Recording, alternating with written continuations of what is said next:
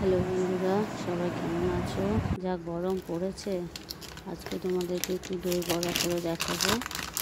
সুজি দিয়ে করব। আজকে ডাল ভেজানোর টাইম নেই, তো সুজিটা আগে নিয়ে নিচ্ছি মাপ করে। সুজিটা নিয়ে নিলাম, তোমার 1 কাপ নিয়েছি, আরও 1 কাপ নিলাম, 3 কাপ মতো সুজি নিয়ে নিলাম। একটু এটা নিয়ে ভালো করে দই মাখিয়ে কিছুক্ষণ রেখে দিলে ভালো হবে। 3-3.5 কাপ মতো নিয়ে নিলাম। এবার এর মধ্যে দেবো তোমার একটু বেকিং পাউডার, একটু বেকিং সোডা, যাতে ভাপটা হয়। কারণ ডালের যে ভাপটা হয় সেটা তো ভালো হয় আগের দিন ভিজিয়ে রেখে বেটে রাখলে, কিন্তু সেই দই বড়া খাবো সেটা তো ঠিক ছিল না। আজকে হঠাৎ করে সেজন্যে করবো ভাবলাম, তো সুজি দিয়েই করে দেখি কেমন হয়। ওই তো বেকিং পাউডার 1.5 চামচ আর বেকিং সোডা 1.5 চামচ মতো নিয়ে নিলাম। এবার দইটা দেব। দইটা ওই কাপের মাপ অনুযায়ী, সুজির কাপের মাপ অনুযায়ী 2 কাপ মতো দই আমি দিয়ে দেব। তারপরে যদি লাগে তখন আবার দেব। এখন আমি ব্লেন্ডারটা দিয়ে ভালো করে ফেটিয়ে নেব, ভালো করে মিক্সিংটা করে নেব, দিয়ে কিছুক্ষণ মাখিয়ে রেখে দেব 1-2 ঘন্টা মতো। একটু জল দিতে হবে, যে দইয়ের যে জলটা আছে সেটাই দেব আমি। একটু জল দিয়ে ভালো করে ফেটিয়ে রেখে দেব। নুনও দিয়ে দিয়েছি।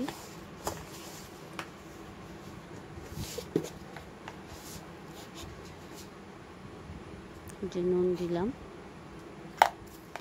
একটু নুন দিয়ে এবারে ভালো করে ফেটিয়ে দেবো। আর একটু বেশি ঢলা করব না, যাতে বড়ার আকারে ভাজা যায়। ভাজার সময় আমি ওটা ভালো করে মিশিয়ে নিয়ে এবার ঢাকা দিয়ে রেখে দেবো 1-1.5 ঘন্টা মতো, যাতে ভাপটা হয়। রেখে দিয়েছি, রেখে দিই। এবারে রেখে দিলাম, তেল গরম করে বড়ার মতো করে করে আমি এবারে দিয়ে দিচ্ছি। বন্ধুরা, আমার রেসিপিগুলো যদি তোমাদের ভালো লেগে থাকে অবশ্যই লাইক করবে, কমেন্ট করবে, শেয়ার করবে, পারলে সাবস্ক্রাইব করে দিও। ভালো লাগবে সাবস্ক্রাইব করলে।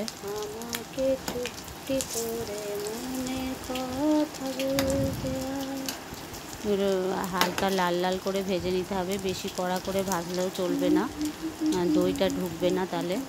এবারে এইগুলোকে ভালো করে তেলটা ছেঁকে নিয়ে এবার জলে কিছুক্ষণ ভিজিয়ে রাখবো।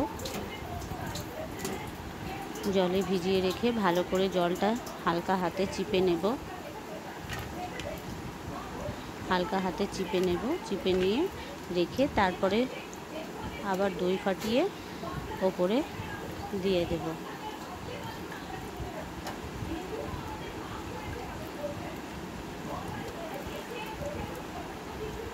খেতে খুব সুন্দর হয় বন্ধুরা, করে দেখতে পারো। সব সময় ডাল বাটার প্রয়োজন নেই। এবারে দইয়ের যে ইয়েটা বানিয়েছি ওর মধ্যে দই দিয়ে এবার বানিয়ে নেব। তারপরে বড়াগুলো কিছুক্ষণ ভিজিয়ে রাখবো। দই দিয়ে দিলাম, ওর মধ্যে এবারে ভাজা মশলা, লঙ্কা গুঁড়ো, বিট নুন এগুলো দেব। ভাজা মশলার মধ্যে আছে শুকনো লঙ্কা আর জিরে, ভালো করে শুকনো কড়াইয়ে ভেজে নিয়ে গুঁড়ো করে নিয়েছি। আর বিট নুন দিলাম, সামান্য চিনি দিলাম, একটু লঙ্কা গুঁড়ি দিয়ে ভালো করে ফেটিয়ে বড়াগুলো সামান্য ভিজতে দেব। পরে আবার ওপরে দই ছড়িয়ে দেব। একটু লাল লঙ্কা গুঁড়ি দিলাম যাতে ঝাল হয়। ওগুলো ভালো করে ফেটিয়ে নেব।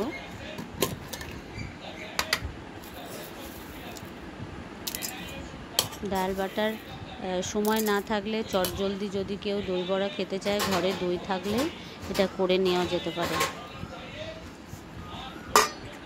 ভালো করে ওটাকে মিশিয়ে নেব, ভালো করে ফেটিয়ে দইগুলো দিয়ে দেব। দই দিয়েছি, আবার পরে দই দেব। বড়াগুলো দিয়ে দিলাম,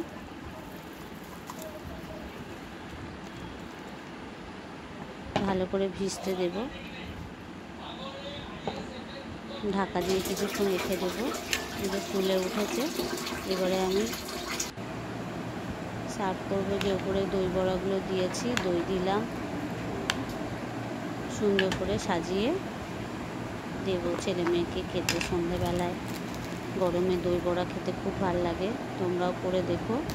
আর তেঁতুল জল ভিজিয়ে রেখেছি চিনি দিয়ে। আমি তেঁতুল জলটা ফোটাইনি, চিনি দিয়ে জলই করে রেখেছি, ফোটানোর সময় ছিল না। ওটাকে কেউ যদি কড়াইয়ে ফুটিয়ে নাও তাহলে তেঁতুলের চাটনি হয়ে যাবে ভালো। বিট নুন ছড়িয়ে দিলাম, লঙ্কা গুঁড়ি ছড়িয়ে দিলাম, আর ভাজা মশলাও দিলাম ছড়িয়ে।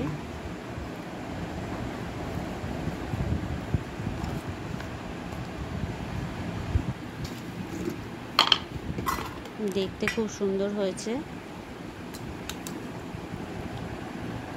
এই তেঁতুল জল দিয়ে দিলাম সামান্য।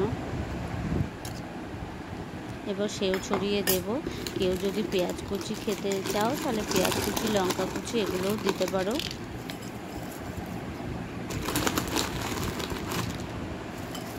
সেও ছড়িয়ে দিয়ে দিলাম।